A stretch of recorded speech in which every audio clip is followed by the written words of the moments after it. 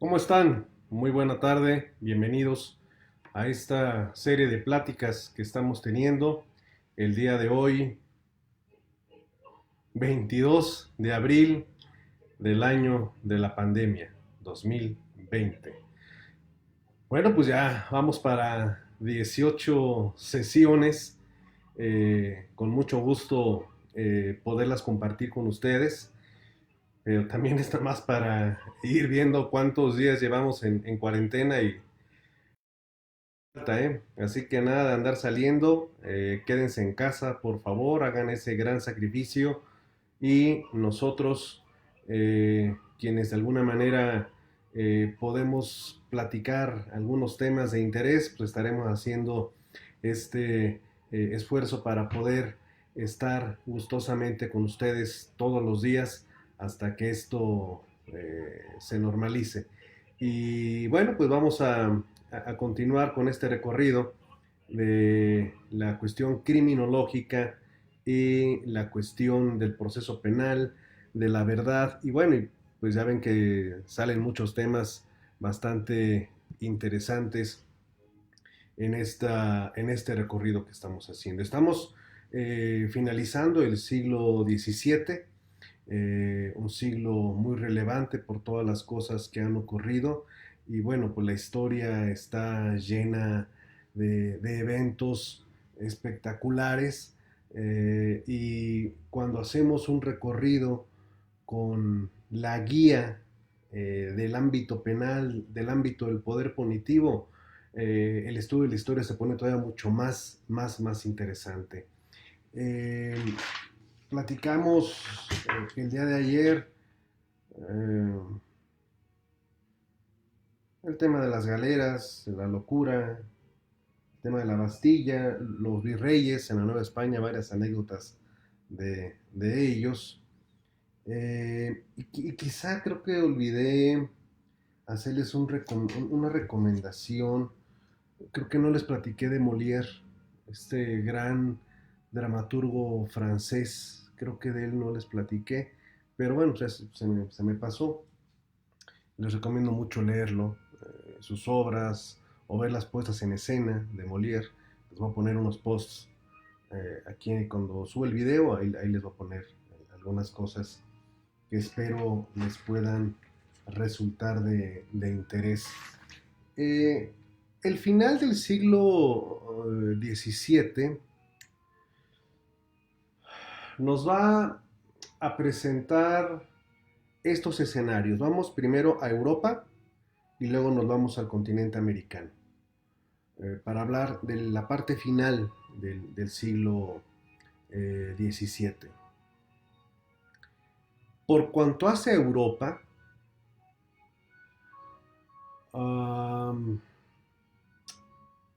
tenemos que en el caso francés, por ejemplo, este reinado tan extenso de Luis XIV va a tener unas consecuencias no tan buenas para la población. Rápidamente. Recuerdan que les compartí que es gracias a precisamente Luis XIV que se genera el modo versallesco de gobernar. Luis XIV tomó la decisión de salirse de París y el castillo de Versalles, que era utilizado como una casa de descanso de huéspedes internacionales, se va a terminar convirtiendo en el eje del poder, del arte y de la cultura de toda Europa.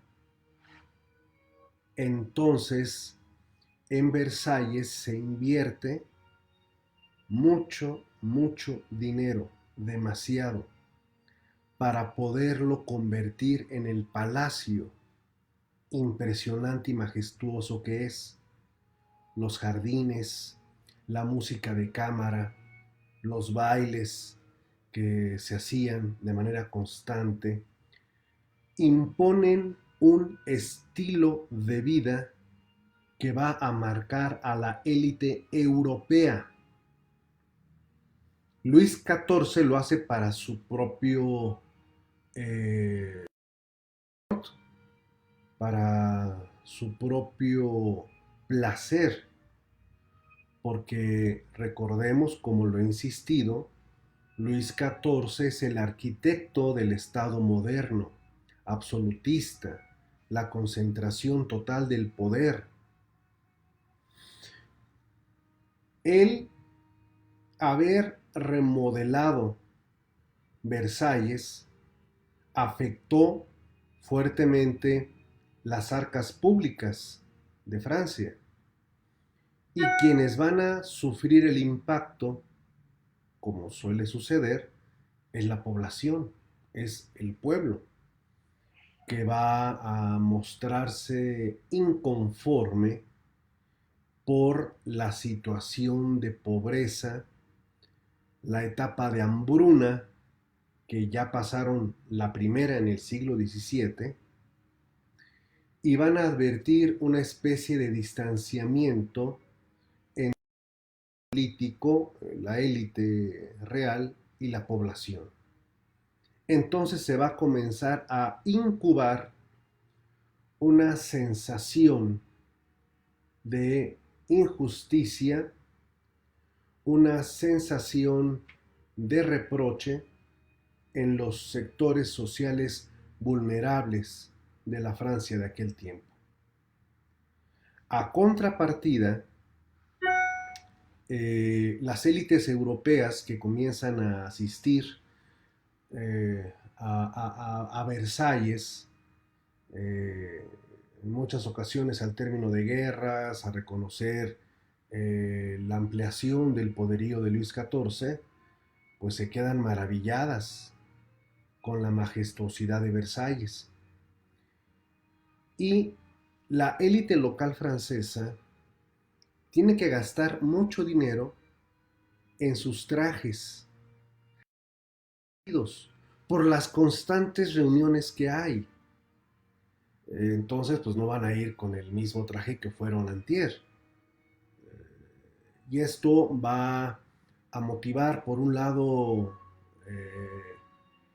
los primeros pasos de la moda europea, y va a ser París el centro de ello, precisamente por esto, para ir a las cenas, a los bailes, eh, para agradar a la élite, mostrar que se pertenece a esa élite. De ahí vamos a tener esas gusto de la clase política por el despilfarro, el derroche, el lujo extremo, porque les comento que el zar que va a gobernar Rusia, un gran zar, del que me gustaría mucho platicarles su biografía, pero será en la sesión de mañana, Pedro I, Pedro el Grande, con la información, con el conocimiento de lo versallesco, de lo que está haciendo Francia, porque Francia, ya les había platicado, se convierte en el ejemplo en el centro de Europa, en el centro de Europa, eh, con esa idea a inicios del siglo XVIII, es decir, 1703 aproximadamente, me adelanté un poquito, Pedro I, Pedro el Grande, Don Peter, ordena construir una ciudad que sea más imperial, más majestuosa que lo que estaba empezando a ser París y lo que era Versalles. Dijo, se las vamos a matar, se las vamos a matar los franceses. Y entonces se comienza a crear San Petersburgo. Ya ustedes sabrán, y luego les voy a dejar ahí unos videos de las imágenes para que hagan las comparativas, porque San Petersburgo es, a lo mejor encontraré desde luego opiniones contrarias, pero quizá la ciudad más hermosa de toda Europa, San Petersburgo. Bueno, pues esta actitud de Luis XIV de los palacio, las cenas, pues va a ser algo que van a empezar a intentar imitar las otras cortes de Europa. Italia, España, desde luego, pero pues siguiendo el modelo francés. Por eso también les platicaba que el francés se pone de moda en cuanto a lengua. Por eso es que Pedro I hace uso del francés en la Rusia zarista. Entonces, en la élite política zarista se habla en francés, en élite económica se habla en francés, no en ruso. Ese es el impacto que está teniendo Francia. No es cosa menor. Pero es un impacto internacional positivo, sí, pero insisto, hacia el interior no es por esta situación económica que va a hacer esa fuerte separación. Molière es tan célebre, es tan célebre Molière, que el propio rey lo invita a cenar con él, a comer con él. O sea, imagínense lo que eso significa. Poderse sentar en la mesa del rey, de lo bien que le caía, de lo bueno que es Molière, porque hay personas que nunca mueren, ¿no? Que son inmortales y Molière es uno de ellos. Entonces, por eso les invito a que vean algunas de sus obras que voy a compartirles. Sí. España, España está teniendo problemas muy graves en toda Castilla, en todo el reino de Castilla, por la criminalidad. ¿Quién iba a decirlo, verdad? Siendo la potencia marítima, siendo el reino con más extensión de colonias, pues ahora está teniendo problemas internos por la criminalidad. ¿Y por qué? Pues porque también existe una brecha social muy amplia.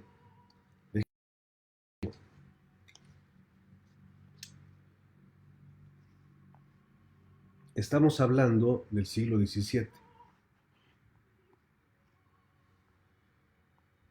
Hernando del Pulgar, no era apodo, así se llamaba, Hernando del Pulgar. ¿Saben cómo se originan los apellidos? Por ejemplo, este Hernando del Pulgar, pues, por identificar a las personas. Roberto del Castillo, el señor del Castillo, sí, Roberto del Castillo. Kay del Castillo, por ejemplo. Si usted busque el origen de su apellido y va a encontrar ahí hasta la heráldica, quizá. Luego les paso un link para que busquen su apellido, de dónde viene y por qué tiene esa connotación. Pero bueno, Hernando del Pulgar fue secretario de los reyes y escribió lo siguiente. En aquellos días, los hombres tiranos y robadores y otras gentes de malos deseos habían lugar de robar y de tiranizar y señorear a los pueblos. Ni en civil ni en criminal había lugar de ser ministrada la justicia, porque sin temor ninguno se facían fuerzas, muertes, robos y injurias, en las casas, en las ciudades, en los pueblos, en los caminos y generalmente en todas partes del reino. Ninguno dejaba de cometer cualquier fuerza. Ninguno pensaba tener obediencia ni solución, ni de pagar lo que debía al otro. Es por esta causa el reino estaba lleno de ladrocinios, crímenes y fuerzas en todas partes, sin temor de Dios ni de la justicia. Ahorita voy a regresar a España para otra cosa peor, pero el fenómeno de la colonización representó para España lo que nos había prometido el buen Jolopo. Sí saben quién es Jolopo, ¿verdad? Sí saben quién es Jolopo. José López Portillo. José López Portillo nos dijo, los 2 primeros años serán de trabajo. Los siguientes 2 años serán para obtener la abundancia del petróleo y los últimos 2 años para administrar esa abundancia. Entonces, pues en los españoles se la creyeron porque decían, pues ya tenemos una colonia, hay muchos recursos, ayudamos, joder, ¿para qué estamos? Está todo a la mano. Entonces, se va a presentar un fenómeno, no solamente en España, aclaro, sino un fenómeno en Europa que desde ahorita lo anoto porque nos va a permitir cuando nos dejemos guiar por nuestro maestro Máximo Pavarini, vamos a entender muchas cosas. Pero ahorita aquí nada más lo quiero dejar anotado. Es lo siguiente. Quiero que se imagine usted en el siglo XVII viviendo en Europa. Claro que se puede imaginar siendo rey y será muy bonito y todo, pero, o reina, pero no. Vamos, quiero que se imagine siendo una persona normal, una persona del pueblo, así como decía el buen José Alfredo Jiménez, ¿no? El hijo del pueblo, así, en esos términos. Entonces, no hay despertadores, a los colegios solamente van personas selectas, a las universidades pues más, solo hay 2 carreras, sacerdote o abogado, pero pues usted tiene su negocio o trabaja de alfarero o cuidando la tierra, ¿ok? Entonces, ¿a qué hora se va a despertar? No sale el sol, y el sol sale a las 7, 8 de la mañana, sale, ¿tiene agenda? No, la agenda la tiene vacía, checa su agenda y nada más no tengo nada que hacer. Entonces se va, se tira de panza y ahí está. Desayuna, come algo, le saca leche a la vaca, muerde un pan de trigo y andar caminando en el campo o bajar a las ciudades, que por cierto se van a llamar como burgos, efectivamente, los burgos. O bajar ahí a caminar y ver las calles, las construcciones. Eh, Andar, digamos, sin oficio ni beneficio. ¿Me explico? Bueno, por eso es que en Europa la pena de galeras va a ser tan elevada. Van a empezar a buscar a los que no tienen oficio ni beneficio para decirle, a ver señor, véngase para acá y órale, póngase a remar el barco. Bueno, esto es lo que está pasando en España. Al ratito regresamos nuevamente para ver qué hicieron con este problema tan grave. En Inglaterra, que estamos hablando de finales del siglo XVII, vamos a estar en una Inglaterra con dinero, con mucho oro, con mucha avidez de poder procesar estado obteniendo a través de la piratería.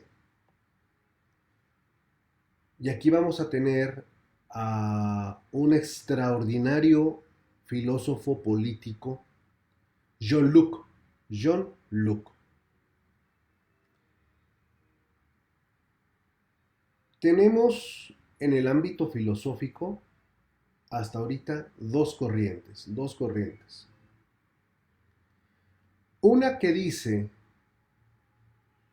que el conocimiento surge de manera innata, que nosotros lo tenemos. Ahí vamos a poner a René Descartes. ¿Ok? Ahí está René Descartes, ahí lo tenemos. ¡Pum! Pero John Locke va a decir que el conocimiento deriva de la experiencia, que nosotros tenemos sensaciones, tenemos ideas derivado de la experiencia. No se agota aquí el pensamiento de John Locke, no. Vamos en las siguientes sesiones a estar hablando mucho de John Locke y de un pensador genial llamado David Hume. Porque David Hume dijo algo más o menos así. La causa de la causa es la causa de lo causado. Si aquí entre el auditorio hay algún penalista o alguna penalista, ya sabrá hacia dónde vamos. Pero todo esto de lo que se siglos después causalismo, el padre del causalismo es David Hume. Pero vamos a platicar con calmita de ello un poquito más adelante, porque quiero ya empezar a los pensadores filosóficos, a los pensamientos filosóficos en grupos, un poco sin cronología como lo estamos haciendo, pero agrupaditos. Es decir, en este siglo se dan estas ideas, estos pensamientos, porque va a ser importante para podernos guiar metodológicamente. Ahorita sirva nada más apuntar en nuestra cronología que a finales de este siglo es cuando John Locke escribe su obra Ensayo sobre el entendimiento humano. Es extraordinaria la obra. También extraordinaria. Bueno, en América, a finales de este siglo, Norteamérica va a experimentar un fanatismo religioso, Norteamérica, muy grande, que le va a llevar a una población de una pequeña ciudad a tener histeria colectiva. ¿Saben lo que es la histeria colectiva? Hay un cuento extraordinario de don Gabriel García Márquez que se llama Algo muy grave va a pasar en este pueblo. ¿Lo conocen? Es aquel cuento en el que una señora arredra a unos niños que están nada más ahí dando lata y uno de los niños comenta: mi abuela amaneció con un presentimiento. Y le pregunta al otro: ¿de qué? Pues de que va a pasar algo muy malo en el pueblo. Su interlocutora: bueno, pues siempre pasan cosas malas. No, pero mi abuela está con ese presentimiento. Y acuérdate que a los viejos hay que atenderlos, ¿eh? Entonces la señora que escuchó eso fue a la carnicería a comprar su habitual kilo de carne y se queda pensando y le dice al carnicero: ¿no sabe qué? Mejor deme 2 kilos. Ah, caray, 2 kilos, sí. Es que en la mañana me dijeron que una señora tiene el presentimiento de que va a pasar algo malo y mejor me quiero prevenir. Ah, bueno, pues ahora 2 kilos, pum, sale. Llega otra señora después de que se va la primera a la carnicería. Y le dice: deme 1 kilito de carne, don Juan.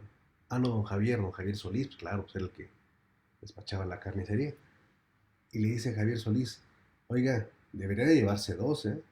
¿Y por qué? Porque ahorita viene una clienta que dijo que había dicho a alguien el presentimiento de que algo muy grave va a pasar. Ay, Dios bendito, sí, tome 2 kilos. Va. Pues al rato que llegan las demás personas, se acabó la carne. Y empiezan a murmurar: ya no hay carne.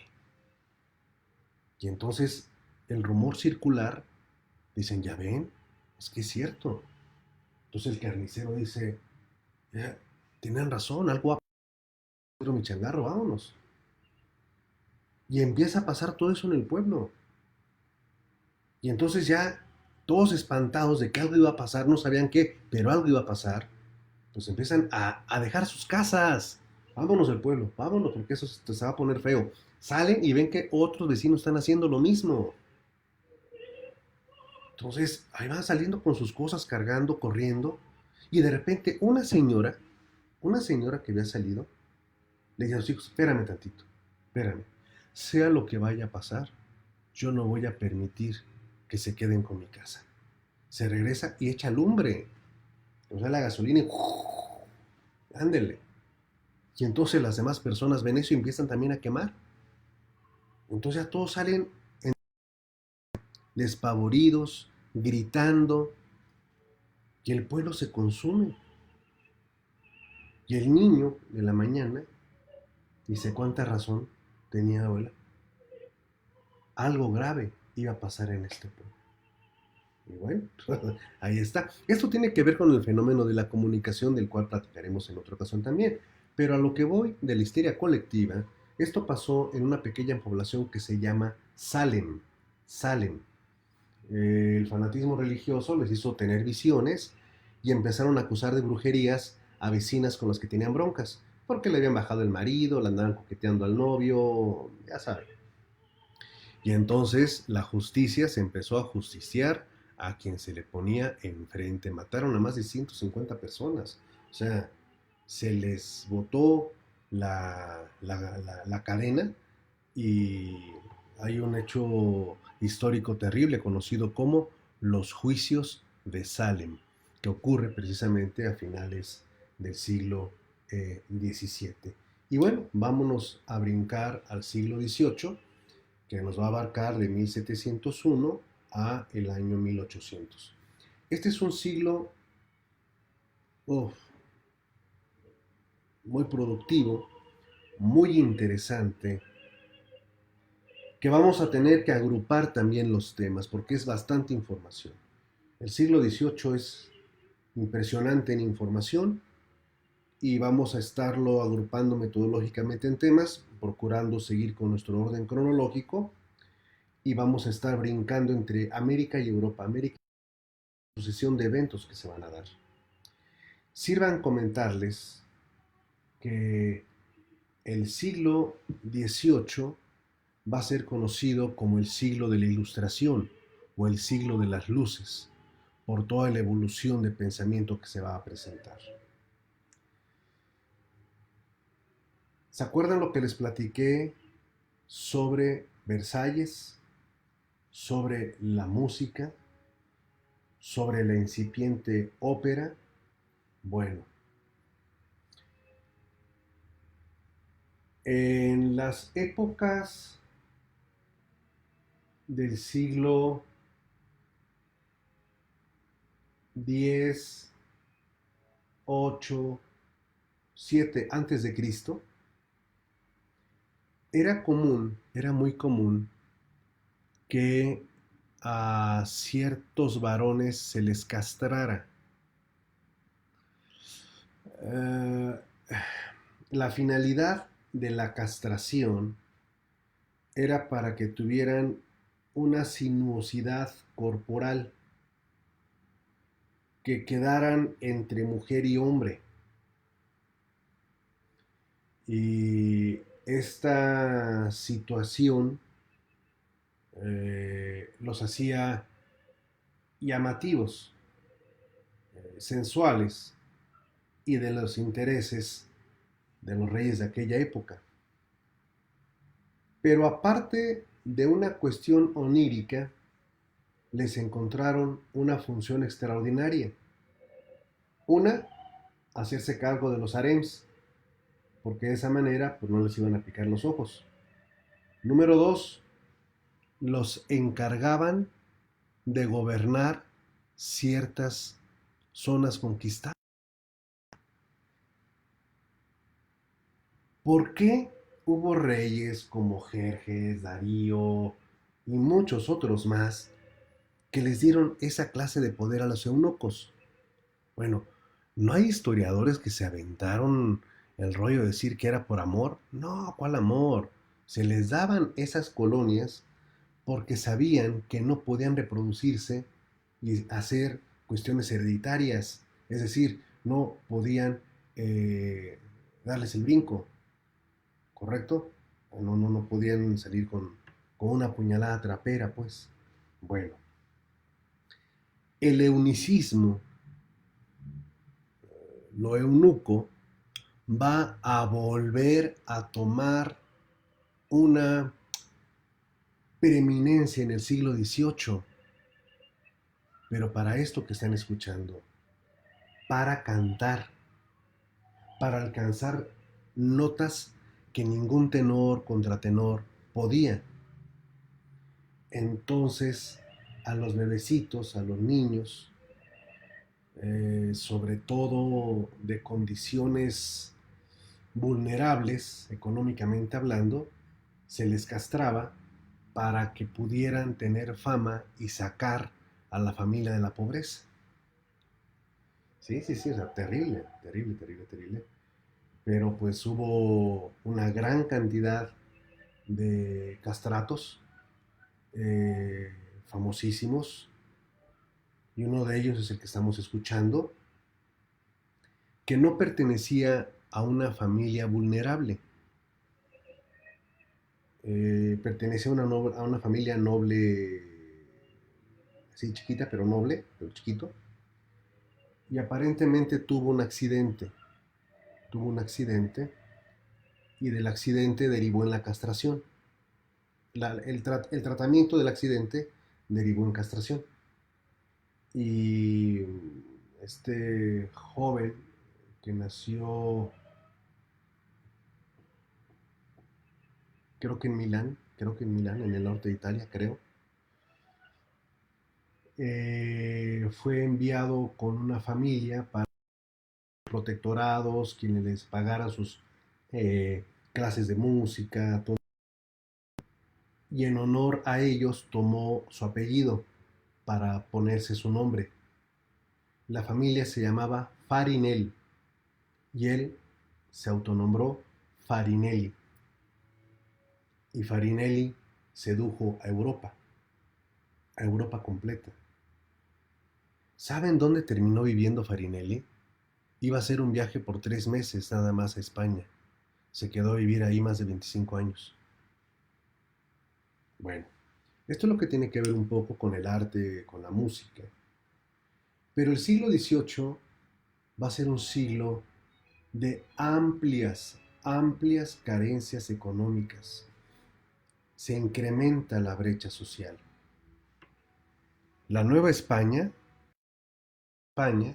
regresamos a España, va a tener un grave problema con con otra expresión criminal. Esta expresión criminal es la de grupos de forajidos, grupos de fascinerosos que se dedican a asaltar en los caminos que conducen a las principales ciudades del Reino de Castilla. Hay mucha vagancia y hay mucha delincuencia, pero no se puede acabar con ella. ¿Qué se le ocurrió a la corona de Castilla para combatir este fenómeno tan fuerte? Crear una ley. Como siempre lo hemos dicho, aquel que piense que el derecho penal es para resolver el crimen es porque no ha estudiado todavía el derecho penal. El derecho penal es para reglamentar el ejercicio del poder real, del poder punitivo. Es una expresión del poder punitivo. Es una trampa que se libra para que en esa trampa caigan los policías, los jueces, los fiscales, los defensores. Porque el objeto del derecho penal no es ni siquiera el reo, sino es la autoconstatación del poder del Estado. Por eso aquí lo estamos analizando desde esa perspectiva, independientemente de que hablaremos de la teoría del delito y todas esas cosas, sí, sí, sí, sí, pero más adelante. Aquí primero vamos a ver cómo se va armando el juego, ¿de acuerdo? Entonces, se crea una ley contra salteadores de caminos. Aquí la tengo. Esta ley, no la voy a leer toda, pero sí estimo necesario leer unas partes para que se den cuenta ustedes de la gravedad del fenómeno criminal en España, finales del siglo XVII, inicios del siglo XVIII, y a la corona de Castilla. Ordenamos y mandamos que cualesquier delincuentes y salteadores que anduvieren en cuadrillas, robando por los caminos o poblados, y habiendo sido llamados por edictos y pregones de 3 en 3 días, como por caso acaecido en nuestra corte, no parecieren ante los jueces que procedieren contra ellos, a compurgarse de los delitos de que son acusados, substanciado el proceso en rebeldía, sean declarados, tenidos y reputados, como por el tenor de la presente pragmática, los declaramos por rebeldes, contumaces y bandidos públicos, y permitimos que cualquiera persona de cualquier estado y condición que sea pueda libremente ofenderlos,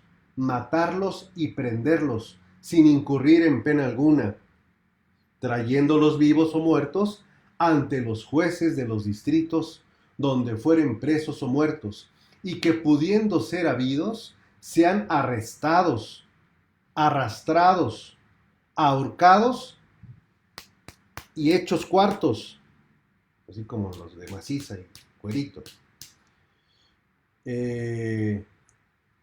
y puestos por los caminos y lugares donde hubieren delinquido, y sus bienes sean confiscados para nuestra cámara.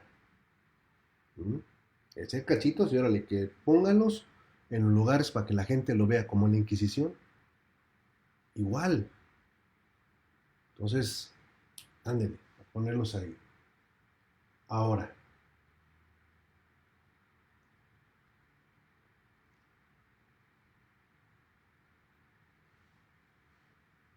¿han escuchado hablar eso del testigo colaborador? El criterio de oportunidad y esas cosas. Y para que con más facilidad y brevedad castigados los dichos salteadores y bandidos, es nuestra voluntad que cualquiera bandido que después de la publicación de esta nuestra pragmática, y aunque sea de 2 años después, prendiere o matare y entregare a cualquiera justicia de estos reinos a otro bandido que mereciere pena de muerte, ya al primero se le perdone, como por la presente le perdonamos sus delitos, y se le alzará el bando, y se le remitirán todas las demás penas en que hubiese incurrido por delitos, aunque, pero si el que matara o prendiera algún bandido, entregar a nuestra justicia no fuere bandido, sino que hubiera cometido otros delitos, se le remitirán también las penas en que por ellos habrían el crimen de herejía y de lesa majestad. Es decir, apagar la traición. ¿Eres bandido? Te vamos a matar. Pero si nos traes otro bandido, te perdonamos. Lo hacían para que se pusieran a... ¿Les suena parecidas estas técnicas de enfrentar a grupos de delincuentes? Sí, ¿verdad? Nos han platicado, ¿verdad? De eso, de pónganse a pelear entre ellos. Y luego ya, si alguno delata al otro, pues al que delató, lo perdonamos. Esto no es nuevo, esto no es... No crean que viene de la Convención de Viena, que la delincuencia organizada y... No, no, no, no. Esto viene de estos tiempos, hace siglos. Nada más que a algunas personas se les olvidó leer la historia. Pero bueno, en fin. Esto es parte de lo que ocurre en España en esa desesperación por contar con elementos para abatir un crimen que no pueden controlar. Entonces dan rienda suelta y dicen, ándale, mátense entre ustedes, se están matando entre ellos, o cualquiera agárrelos y tráigalos, acá los matamos, los hacemos cachitos y vamos terminando con ello. La pregunta es, ¿Solucionó esta ley el problema en España? La respuesta es obvia. Claro que no, no la solucionó. Hay una versión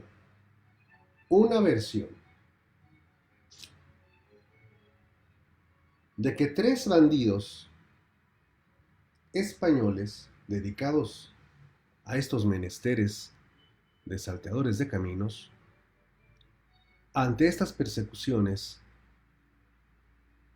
se habrían fugado a Italia. Tres. Sacrata Unidad Santísima. Ya habrían creado los cimientos de la Drangheta. Ándele, ¿eh?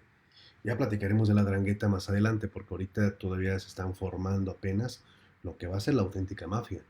No crean que se nos ha olvidado el tema, porque iremos a Sicilia, a Palermo, a Nápoles, todo eso, pero dejen que vayamos avanzando y van a ver estoy platicando va a tener todas esas consecuencias. Bueno, volvamos a nuestro siglo XVIII.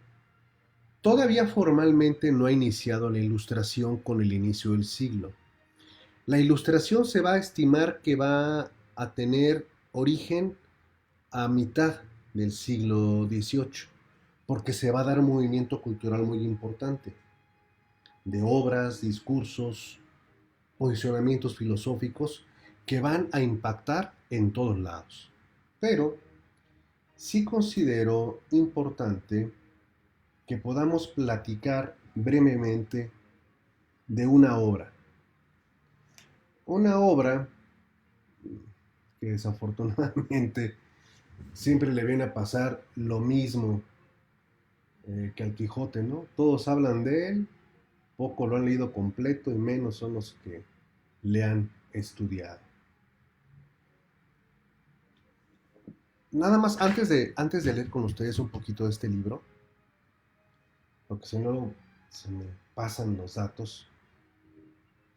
En este siglo XVIII, vean cómo está la situación económica. Ya les dije que en toda Europa se ampliaron las brechas, ¿verdad? Las brechas sociales están ampliadísimas. Ampliadísimas. Es tanta la carestía producida por las guerras, por las epidemias constantes que salen en Europa, que en 1729 Jonathan Swift, a lo mejor tatarabuelo de Taylor Swift, y se llama, ¿cómo se llama la cantante? La Swift, bueno, Taylor Swift, en 1729, pequeña, voy a tratar de buscarla en la red abierta, porque no les puedo compartir de Amazon el libro, pero es pequeñita, la pueden leer, bueno, se las voy a espolear porque se las tengo que explicar por qué la estoy mencionando. Este libro se llama Una modesta proposición. Y pasa a ser parte de una literatura necesaria porque hace mención de la paupérrima condición económica de Inglaterra en cuanto a las partes bajas, ¿ok? No a la élite, no, esa está al 100, no, abajo. Y dice, es que no nos alcanza para darles de comer a los niños, no hay trabajo, hay vagancia, también en Inglaterra, desde luego. Entonces, la propuesta que hace Swift es comámonos a nuestros hijos. Hay que comer niños. Si nos comemos a los niños, ya no tendremos que alimentarlos. Solución del problema. Obvio que Swift lo está haciendo de modo irónico, pero causó estupor la, una modesta proposición, que es como se llama su libro, En Inglaterra pues causó indignación, pero marcó irónicamente esta grave problemática de lo que estaba pasando en Inglaterra. Esto va a motivar que se expida una ley de pobres. ¡Ey! Sí, como lo oyen en Inglaterra. Ley de pobres. No, no, no. Esa merece un análisis político, antropológico, sociológico y económico que lo haremos en la siguiente sesión. Ley de pobres. Se empiezan a crear en Europa casas de asistencia. Ojo con las casas de asistencia. Eh, en España se llamaba Casa de Contratación de Sevilla, por ejemplo. En Inglaterra va a haber varias casas de asistencia a donde le van a decir a la infancia, vente para acá, acá, métete aquí, aquí, te vamos a educar. Ajá. La letra con sangre entra.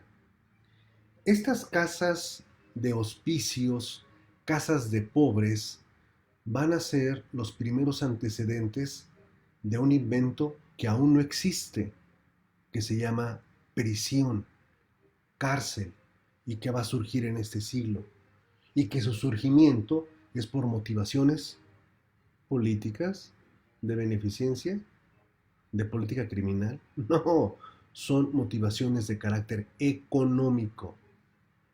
Pero al ratito platico de ellos, de por qué surge la prisión, en qué contexto surge la prisión.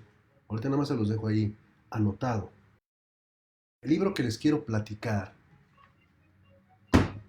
es de un libro que les decía, todos siempre andan hablando, no, y qué tal, y que mira, que sí, que fulanito, y, ¿no? Okay, eso es fascinante. Cuando dice, a ver, ¿ya lo leíste? No, no, pues que no he tenido tiempo, fíjate que.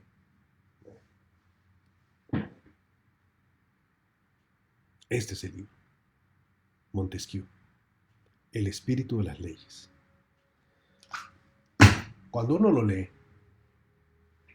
primero se sorprende.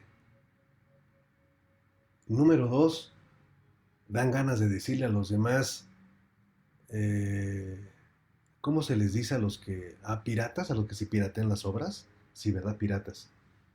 Cuando alguien hace una tesis, cuando alguien hace una tesis y se piratea textos, ¿no? El copy-paste, ¿sí? Bueno, este libro sí es fundacional, este libro sí es importante. ¿Qué el príncipe ni qué príncipe? No, no, no, no. Cachito, nada más les voy a leer así para que ya van a decir, ah, ya leí a Montesquieu.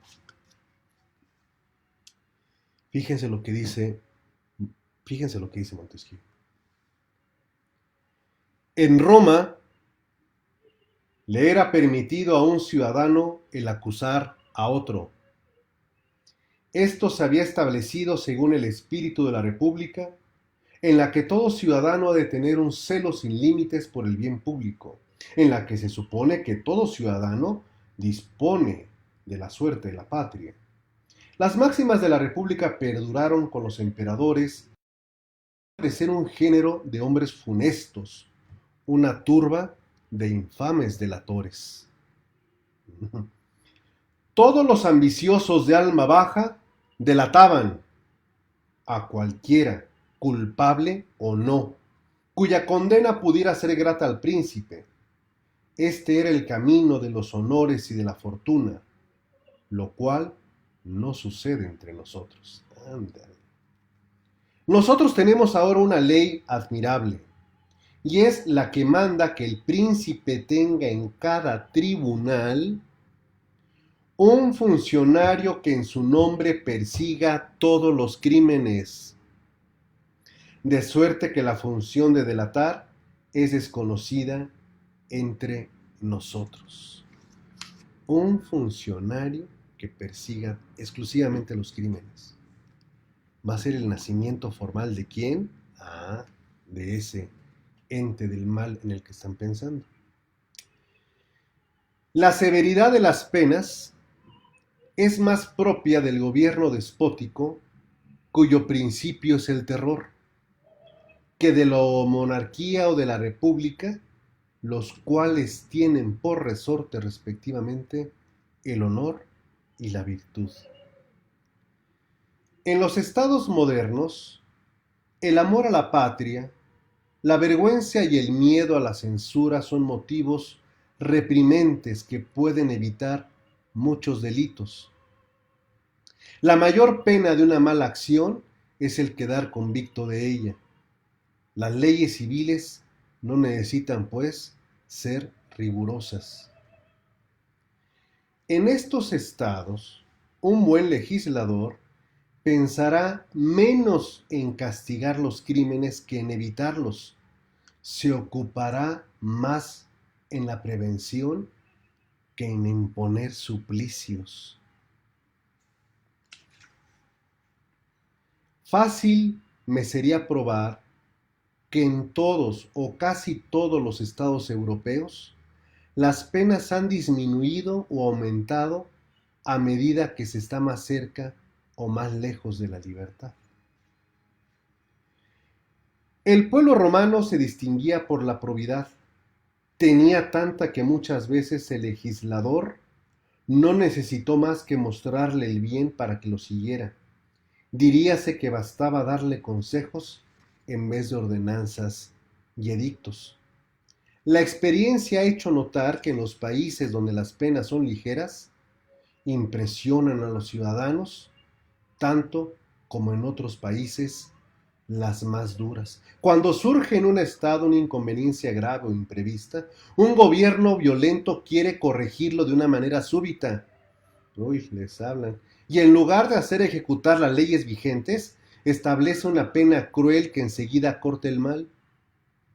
Pero se gasta el resorte. La imaginación se acostumbra a la pena extraordinaria y grande, como antes se había hecho, a la menor, y perdido el miedo a esta, no hay más remedio que mantener la otra. Los robos en despoblado, mal común a diferentes países, obligaron a emplear el suplicio de la rueda, que atajó por algún tiempo el mal, pero poco después volvió a robarse en los caminos. Este hombre era un genio. Este sí era un genio. Las penas extremas pueden corromper hasta el propio despotismo. Así ocurrió en Japón, porque viajó hasta Japón, el señor. Y aquí viene, vean de lo que habla. Es esencial que las penas guarden la armonía que deben tener unas con otras. Lo que importa es evitar más bien un delito mayor que otro menor, lo más dañoso de la sociedad que lo menos dañoso. Habla de la proporción de las penas. ¿Y qué creen que critica? La tortura.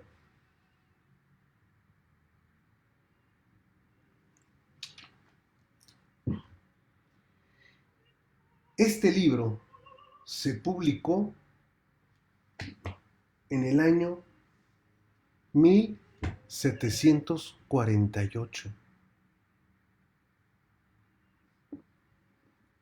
1748. ¿A usted le gusta el ámbito penal? ¿Le gusta el tema de la política criminal, las penas, el debido proceso y todo eso? Pero esto hoy está con la oportunidad de hacerlo. Como una oferta, como una propaganda. Va a tener muchos días para poderlo leer y estudiar. Entonces se va a dar usted cuenta que los que le siguieron a Montesquieu producir lo que él ya había escrito. Y quienes se llevaron la fama de ser los iniciadores del el derecho penal ilustrado eran otros. Y no es cierto. No es cierto. Aquí estamos para hacer justicia y reivindicar a los que realmente estudiaron el tema y los temas penales. De Montesquieu. Siempre, siempre, siempre, siempre, siempre, siempre, por ese espíritu terco, rejego y de provocación que me cargo, preguntaba y repreguntaba por qué se nos enseñaba la historia del derecho penal y de la criminología a partir de Beccaria.